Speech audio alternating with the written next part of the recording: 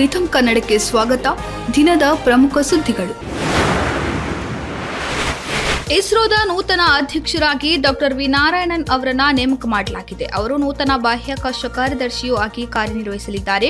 ಪ್ರಸ್ತುತ liquid propulsion system ಸೆಂಟರ್ನ ನಿರ್ದೇಶಕರಾಗಿರುವ ಡಾಕ್ಟರ್ ನಾರಾಯಣ್ ಅವರು ಇಸ್ರೋದ ಹೊಸ ಅಧ್ಯಕ್ಷರಾಗಿ ಜನವರಿ 14ರಿಂದ ಹಾಲಿ ಅಧ್ಯಕ್ಷ ಎಸ್ ಸೋಮನಾಥ್ ಅವರಿಂದ ಅಧಿಕಾರ ವಹಿಸಿಕೊಳ್ಳಲಿದ್ದಾರೆ.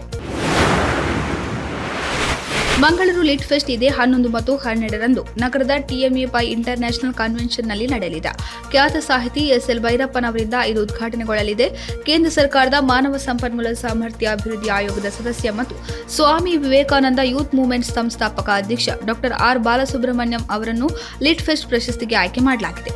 ಭಾರತ್ ಫೌಂಡೇಶನ್ನ ಸುನಿಲ್ ಕುಲಕರ್ಣಿ ಮತ್ತು ಶ್ರೀರಾಜ್ ಕುಡಿ ಅವರು ನಿನ್ನೆ ಪತ್ರಿಕಾಗೋಷ್ಠಿಯಲ್ಲಿ ಲಿಟ್ ಫೆಸ್ಟ್ ಬಗೆಗಿನ ಸಂಪೂರ್ಣ ಮಾಹಿತಿಯನ್ನು ನೀಡಿದ್ದಾರೆ. ಒಟ್ಟು 34 ಗೋಷ್ಠಿಗಳು ನಡೆಯಲಿದ್ದು 72 ಪರಿಣಿತರು ವಿಷಯವನ್ನು ಮಂಡಿಸಲಿದ್ದಾರೆ. 6 ಇಂಗ್ಲಿಷ್ ಮತ್ತು 8 ಕನ್ನಡ ಪುಸ್ತಕಗಳು ಬಿಡುಗಡೆಯಾಗಲಿವೆ. ಅಂಧರಿಗಾಗಿ ಒಂದು ಗೋಷ್ಠಿಯನ್ನು ಆಯೋಜಿಸಲಾಗಿದೆ. ಒಂದು ಗೋಷ್ಠಿ ಸಂಪೂರ್ಣ ಸಂಸ್ಕೃತದಲ್ಲಿ ಇರಲಿದೆ. ಒಂದು ಗೋಷ್ಠಿಯನ್ನು ತುಳು ಸಾಹಿತ್ಯಕ್ಕಾಗಿ ಮೀಸಲಿಡಲಾಗಿದೆ. ಮಾತ್ರವಲ್ಲದೆ ತುಳು ಲಿಪಿ ಕಲಿಯಲು ಆಸಕ್ತಿ ಇರುವವರಿಗಾಗಿ ವ್ಯವಸ್ಥೆಯನ್ನು ಮಾಡಲಾಗಿದೆ.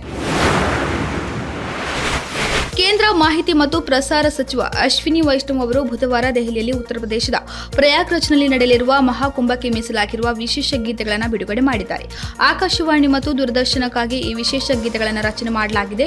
ಈ ಹಾಡು ಮಹಾಕುಂಭದ ಆಧ್ಯಾತ್ಮಿಕ, ಸಾಂಸ್ಕೃತಿಕ ಮತ್ತು ಧಾರ್ಮಿಕ ಮಹತ್ವವನ್ನು ಸಾರಿ ಹೇಳುತ್ತದೆ. ಸಂಗೀತ ಮತ್ತು ಸಾಹಿತ್ಯದ ಸಾಮರಸ್ಯದ ಮಿಶ್ರಣವನ್ನು ಒಳಗೊಂಡಿದೆ. ಈ ಹಾಡನ್ನು ರತನ್ ಪ್ರಸನ್ನ ಅವರು ಹಾಡಿದ್ದಾರೆ.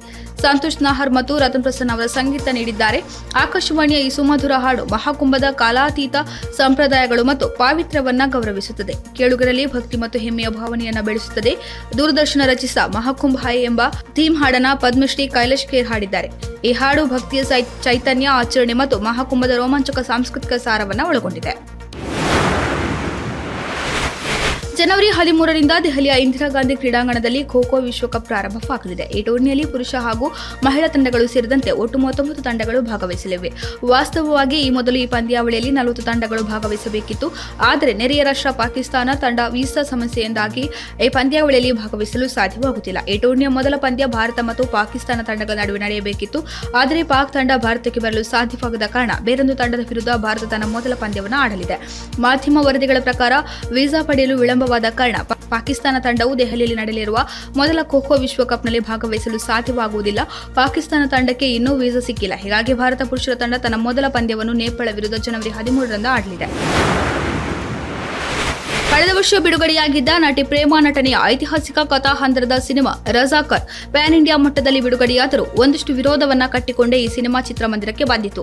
ಹೈದರಾಬಾದ್ ವಿಮೋಚನಾ ಕಾಲಘಟ್ಟದಲ್ಲಿ ಅಂದ್ರೆ 1947ರ ಬಳಿಕ ನಡೆದ ನೈಜ ಘಟನೆ ಆಧಾರಿತ ಸಿನಿಮಾ ಇದಾಗಿದ್ದು, ಈ ಸಿನಿಮಾದಲ್ಲಿ ಮುಸ್ಲಿಂ ವಿರೋಧ ಅಂಶಗಳಿವೆ ಎಂದು ಕೆಲವರು ಕೋರ್ಟ್ ಮೆಟ್ಟಿಲೇರಿದ್ದರು. ಇದೀಗ ಅದೆಲ್ಲವನ್ನ ಗೆದ್ದು ಮತ್ತೆ ರಜಾಕರ್ ಸಿನಿಮಾ OTTಯಲ್ಲಿ ಬಿಡುಗಡೆಗೊಳ್ಳಲಿದೆ. ಆಹಾ OTTಯಲ್ಲಿ ಸಿನಿಮಾ ಸ್ಟ್ರೀಮಿಂಗ್ ಆಗುತ್ತಿದ್ದು ಜನವರಿ 24ರಂದು ಸಿನಿಮಾ OTTಗೆ ಬರಲಿದೆ. ಇದಾಗಿತ್ತು ಈ ಹೊತ್ತಿನ ಪ್ರಮುಖ ಸುದ್ದಿಗಳು. ಇನ್ನಷ್ಟು ಹೆಚ್ಚಿನ ವಿಚಾರಗಳಿಗಾಗಿ ವೀಕ್ಷಿಸಿ ರಿಥಮ್ ಕನ್ನಡ.